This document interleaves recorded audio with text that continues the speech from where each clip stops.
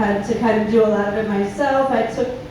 We had access to the location for a long time, so I took my time and just brought stuff in that, I was inspired by the writing and the character and, what I thought that his house might look like, and the kind of, I feel like he's a smart guy. He'd have like a lot of art and books and, this stuff.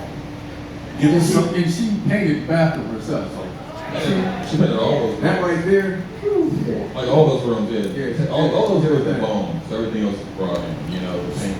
So give me something for the audience that you did in the film for a particular reason that the audience would be able to maybe identify with.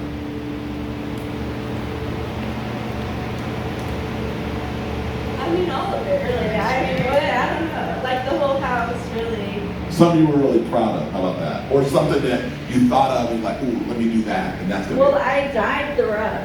So the rug was just like a white rug, and I dyed it in my driveway. So that was one thing I'm proud of.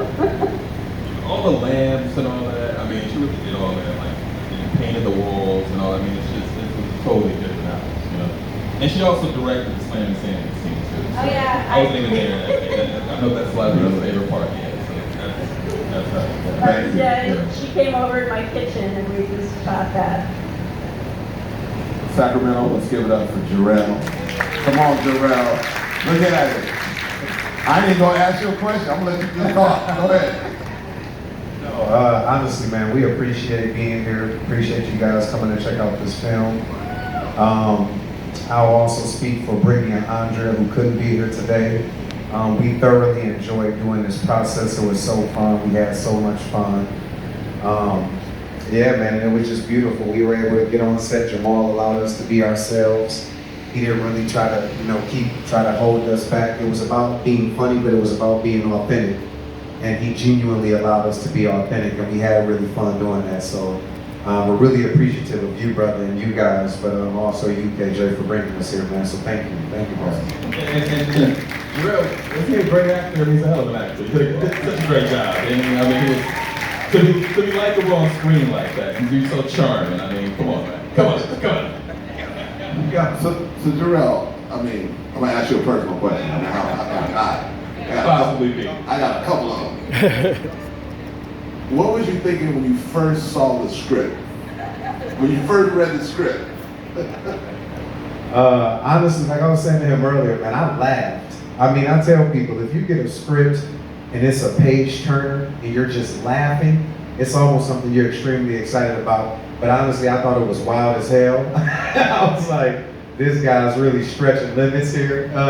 But I was all for it as an actor, man. You want to have that diversity. You want to challenge yourself. And I haven't really been a part of a lot of comedy projects because people know a lot of my dramatic work. But for this, man, I was like, let's do it. I don't care what it takes, man. Let's get it done.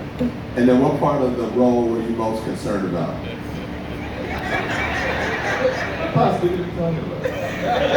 What does he mean about that? Right. Honestly, if I'm keeping it a buck, I wasn't concerned about nothing. If there's anything, though, I will say honest. The biggest thing for me was about making sure that the women felt respected throughout the process. And if anything, that was a concern for me. Y'all can clap for that because I respect women. You understand what I'm saying? We're gonna get that out. But no, that was a really big thing for me because I just wanted to make sure that the entire time they were extremely comfortable knowing that I was the guy and they were the women. So I was at a process and every time we did a scene, I'm like, hey, is this okay? Is this too much? Is this, but they were very open, they were very free, they were very comfortable, and I wanted to make sure that that was kind of like, Yeah, we hired an intimacy coordinator on that too. Her name is Tatiana, so she did a really great job with that. Awesome. And Jarrell, one other two questions. What's your affiliation with Sacramento, just so the audience knows? Oh, well, my journey started in Sacramento once I moved to California. I actually signed a contract with Beach Street Theater. Yes, with Buck Busfield was my guy. But I signed a contract with them in 2011, so I worked with them when they were on C Street and 32nd. Yeah, I know, right? It's back in the day. I was an intern, but we did a lot of work, and so after my first year here working with Beach Street, I actually moved to LA and started my career in film and stuff, so yeah, man. Who was your film inspiration, and when did it start?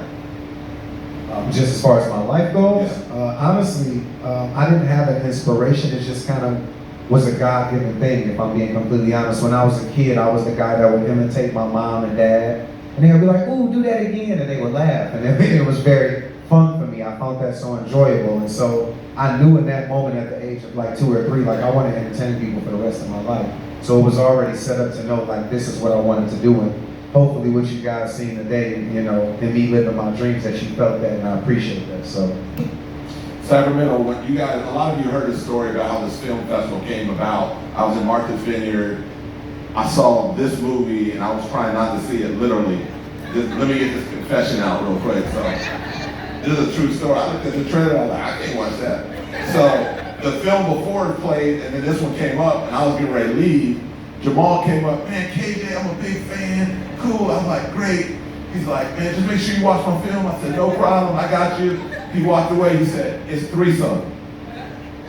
I was like, I had already said yes. So I didn't feel like I could get out of it. And then I watched it, and I, like Terrell said, I just started laughing most of the time, and then I put my head down a few times, but it was incredible. But my point for the audience is, Jamal was the first one that made the commitment to say, we will show the film in Sacramento, and that's what started the whole Sacramento Oak Park Black Film Festival. So another round of applause for Jamal. And y'all know this, when I'm trying to really get you, I had to take him to Fixes in LA. So I fed him good, I gave some catfish nuggets, I gave a little of this, a little of that, next thing you know, like, whatever you want, man, really, I got you, whatever you want. Food coma. So, what's the home run for you now? Based on where you are today, real quick, so